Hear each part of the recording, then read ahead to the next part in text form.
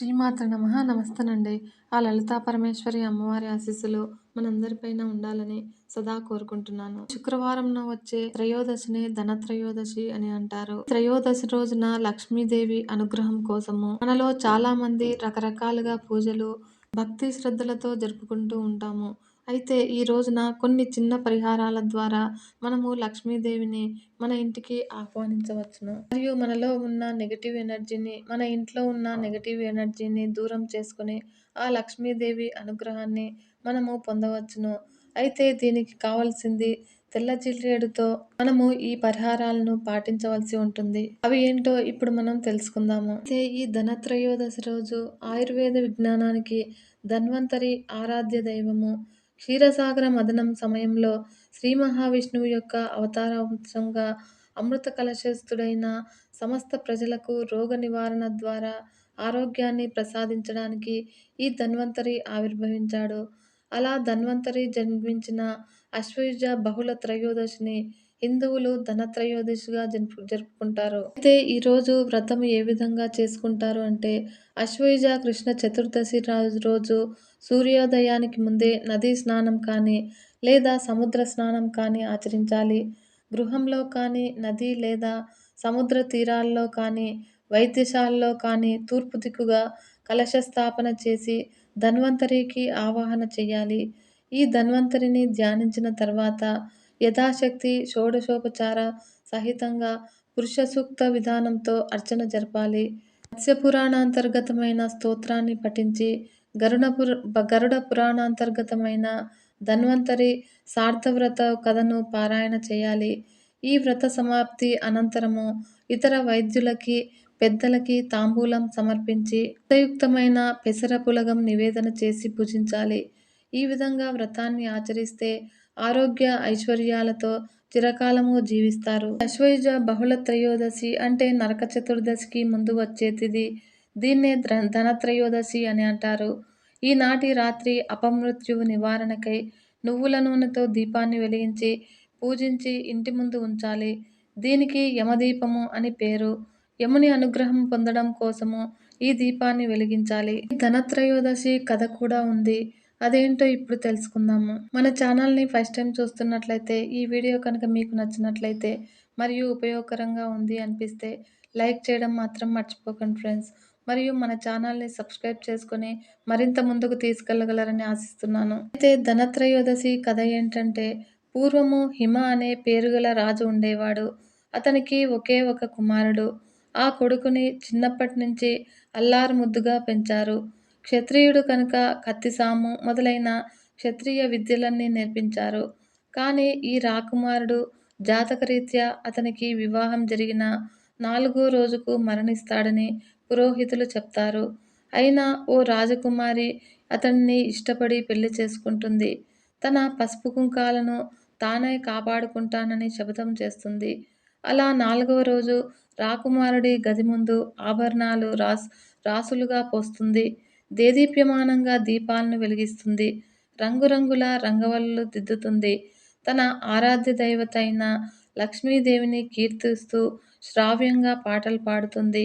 ఇలా రాజకుమారుడి ప్రాణాలు తీసుకువెళ్ళడానికి యమధర్మరాజు పాము రూపం ధరించి వస్తాడు. బంగారు ఆభరణాల మీద దీపపు కాంతి పడి ఆ గదంతా వెలుగు విరజిల్లుతుంది. ఆ నెరుపు తళుకులకు ఈ పాము చూపు మందగిస్తుంది. అడుగు ముందుకు వేయలేకపోతాడు. ఈ యువరాణి సంగీతానికి పరవశించి వచ్చిన పని మర్చిపోయి ఆమె సంగీతం వింటూ ఉంటాడు. ఇంతలోనే తెల్లవారిపోతుంది. యమగడియలు దాటిపోవడంతో ఖాళీ చేతులతో వెళ్ళిపోతాడు. అందువల్ల ఈరోజు యముడికి ప్రీతికరంగా యమదీపం వెలిగిస్తారు. ఉత్తరాదిలో ఈరోజు సాయంత్రము 6 బయట అన్నాన్ని రాశిగా పోసి యమదీపం వెలిగిస్తారు. అశ్వయుజ బహుళ త్రయోదశిని అంటే నరక చతుర్దశికి ముందు వచ్చే తిథిని దీన్నే ధనత్రయోదశి అంటారు. ఈనాటి రాత్రి అపమృత్యు నివారణకై నువ్వుల నూనెతో దీపాన్ని వెలిగించి పూజించి ఇంటి ముందు ఉంచాలి. దీనికి యమదీపం అని పేరు.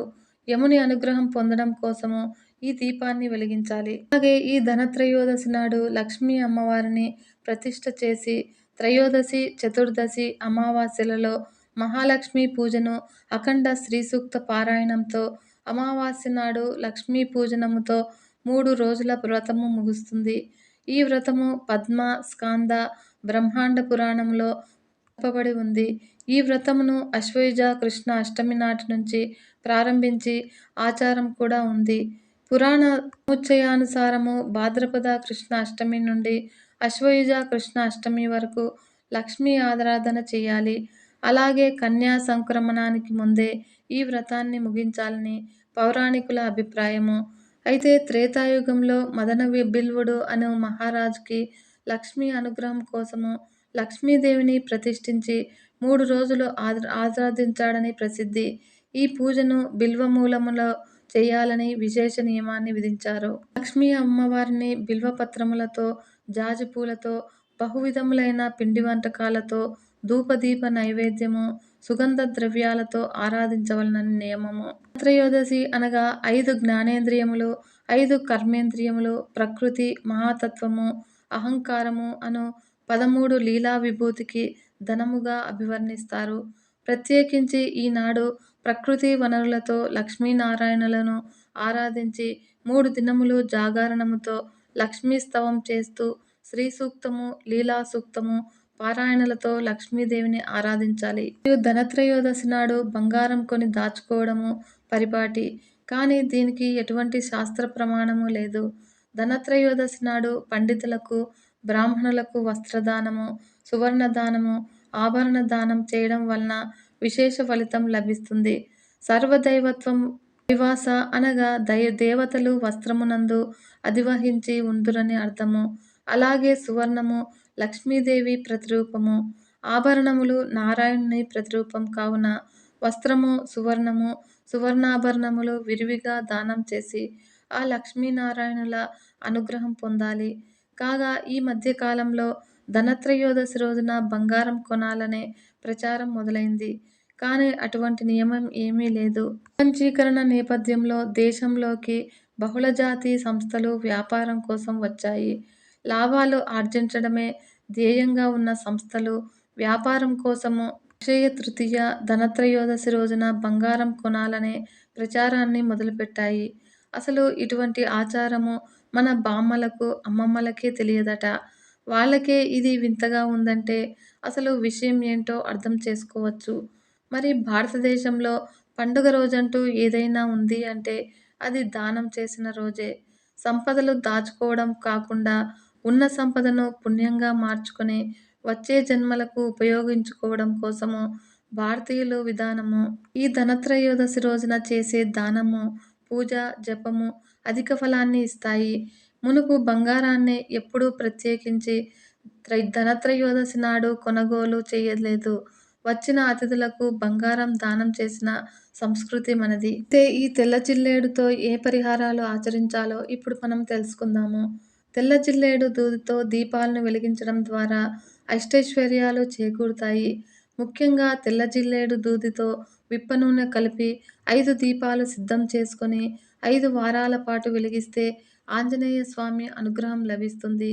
ఈ తెల్ల జిల్లేడు పువ్వులతో శివపూజ, ఆకులతో సూర్యపూజ చేసిన వారికి విశిష్ట ఫలితాలు దక్కుతాయి.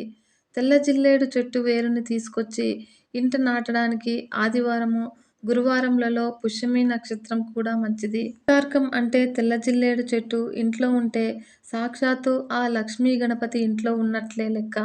ఈ తెల్ల జిల్లేడు ఇంట్లో ఉండడము ద్వారా అష్టైశ్వర్యాలు చేకూరుతాయి. ఈతి బాధలు కూడా ఉండవు. ధనధాన్య సమృద్ధి ఉంటుంది. వ్యాపారము అభివృద్ధి చెందుతుంది. ఇంకా విద్యార్థులు రాణిస్తారు. సర్వ కార్యాలు జయప్రదం అవుతాయి.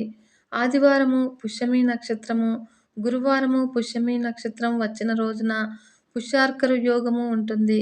ఆ సమయంలో శ్వేతార్కాన్ని నాటడము చెయ్యొచ్చునని, పూజ కూడా చేయవచ్చునని ఆధ్యాత్మిక పండితులు చెబుతున్నారు. అయితే ఈ తెల్ల జిల్లేడు చెట్టు దగ్గర సూర్యోదయానికి ముందే నిద్రలేచి శుభ్రంగా శుచిగా స్నానమాచరించి ఈ తెల్ల జిల్లేడు మొదట్లో 2 ప్రమిదలలో నువ్వుల నూనె పోసి వత్తులు వేసి దీపాన్ని వెలిగించాలి.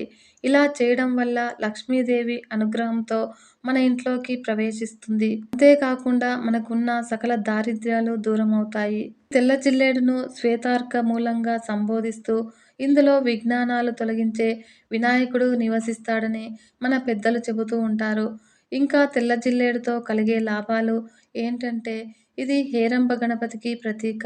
ఈ తెల్ల జిల్లేడును దొరికించుకుంటే మహాశివుడు విఘ్నాధిపతుల దయ మన మీద ప్రసరిస్తుందట.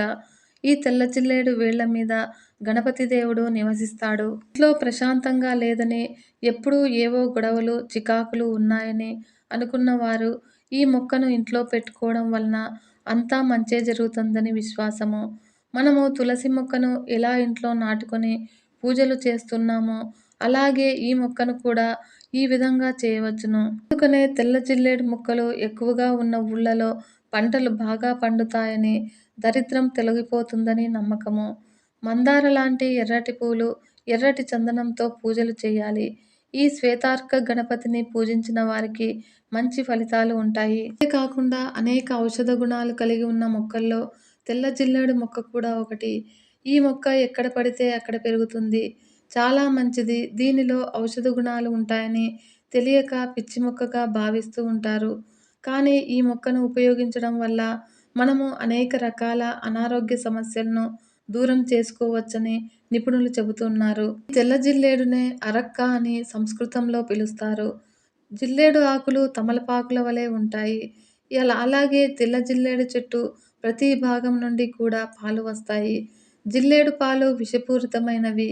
అదేవిధంగా జిల్లేడు చెట్టు ప్రతి భాగంలో కూడా ఔషధ గుణాలు దాగి ఉన్నాయి. అలాగే ఈ మొక్క విషపూరితమైనదే అయినప్పటికీ దీనిని సరైన పద్ధతిలో ఉపయోగించడం వల్ల ఆరోగ్య ప్రయోజనాలను సొంతం చేసుకోవచ్చని ఆయుర్వేద నిపుణులు చెబుతున్నారు. ఈ తెల్ల జిల్లేడు పాలకు సమానంగా నీటిని కలిపి కాళ్లకు రాసుకోవడం వల్ల కాళ్ల పగుళ్లు తగ్గుతాయి. అలాగే తెల్ల జిల్లేడు ఆకులను వేడి చేసి మోకాళ్ల నొప్పులు, కీళ్ల నొప్పులు ఉన్న చోట ఉంచి కట్టాలి. ఇలా చేయడం వల్ల మోకాళ్ల నొప్పులు, కీళ్ల నొప్పులు, వాపు, ఎరుపుదనము అన్నీ తగ్గిపోతాయని నిపుణులు తెలియజేస్తున్నారు. అలాగే ఈ మొక్క ఆకులను వేడి చేసి రసాన్ని తీయాలి. ఈ రసాన్ని 1 లేదా 2 చుక్కల మోతాదులో చెవిలో వేయటం వల్ల చెవి నొప్పి తగ్గుతుంది. అదేవిధంగా స్త్రీలలో వచ్చే ఋతుదోషాలను తగ్గించడంలో జిల్లేడు పువ్వుల పొడి ఎంతో ఉపయోగపడుతుంది. జిల్లేడు ఆకులకు పసుపు కలిపి నూరి లేపనంగా రాసుకోవడం వల్ల చర్మ సమస్యలు తగ్గుతాయి. అలాగే ఒక గిన్నెలో లవంగాలను తీసుకొని అవి మునిగే వరకు జిల్లేడు పాలను పోసి ఎండలో పెట్టాలి. ఇలా వారం రోజుల పాటు పాలు పోస్తూ ఎండబెడుతూ ఉండాలి. తరువాత ఈ లవంగాలను పూర్తిగా ఎండబెట్టి నిల్వ చేసుకోవాలి.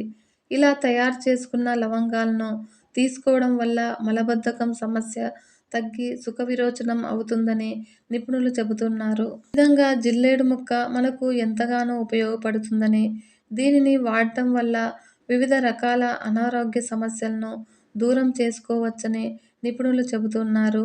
అలాగే జిల్లేడు మొక్క ఉపయోగకారి అయినప్పటికీ దీనిని ఉపయోగించేటప్పుడు తగిన జాగ్రత్తలు తీసుకోవడము చాలా అవసరమని, వీటిని వీలైనంత వరకు పెద్దల పర్యవేక్షణలో, వైద్యుల పర్యవేక్షణలో మాత్రమే ఉపయోగించాలని వారు సూచిస్తూ ఉన్నారు. ఇప్పుడు మనము శ్రీకృష్ణుని గురించి ఒక చిన్న కథను గురించి తెలుసుకుందాము.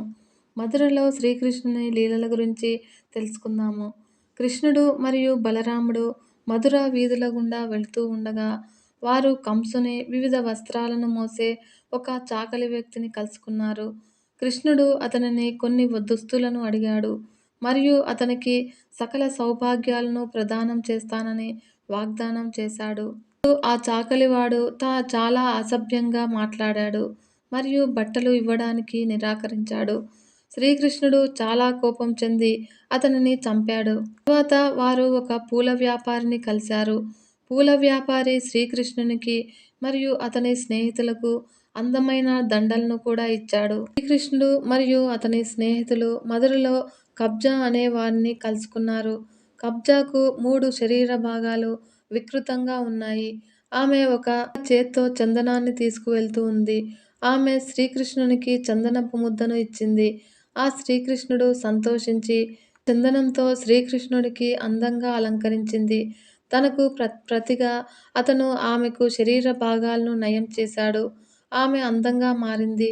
చందనం పేస్టు మరియు నమస్కారము చేసి వ్యక్తిని మర్యాదగా చేస్తుంది. మరింత ముందుకు వెళ్ళగా అక్కడ భారీగా కాపలా ఉన్న ఒక మైదానానికి చేరుకున్నాడు. శ్రీకృష్ణుడు ధనస్సును ఛేదించి కంస సేవకులను కొట్టాడు.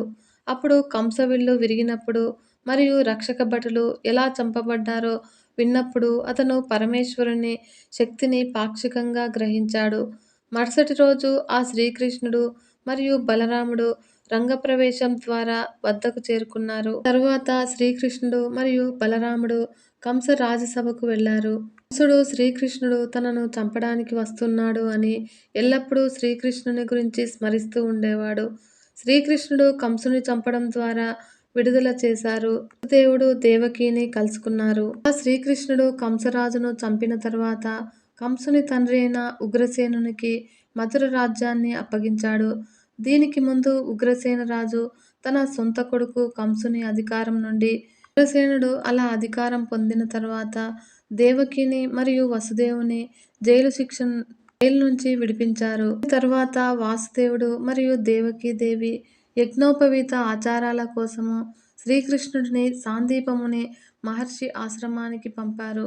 అక్కడ అతను 24 కళలలో నేర్చుకున్నాడు. దీక్ష అనంతరము శ్రీకృష్ణుడు గురుమాతకు గురుదక్షిణగా ఏమి ఇవ్వాలని కోరాడు. దానికి గురుమాత శ్రీకృష్ణుడిని మరణించిన తన కుమారుడికి గురుదక్షిణగా తిరిగి ఇవ్వాలని కోరింది. అప్పుడు గురుమాతకు గురుదక్షిణగా శ్రీకృష్ణుడు సముద్రంలో పంకజకుండ అనే రాక్షసుడిని కడుపును చీల్చి గురుకుమారుని మరియు పాంచజన్య అని పిలువబడే శంఖాన్ని బయటకు తీశాడు. ఆ గురుమాతకు గురుదక్షిణగా సమర్పించి విద్యాభ్యాసాన్ని పూర్తి చేసుకున్నాడు. ఆ శ్రీకృష్ణుడు కంసుని వధించాడు. సర్వే జన సుఖినో భవంతు. లోకా సమస్త సన్మంగళాని భవంతు. నమస్తే.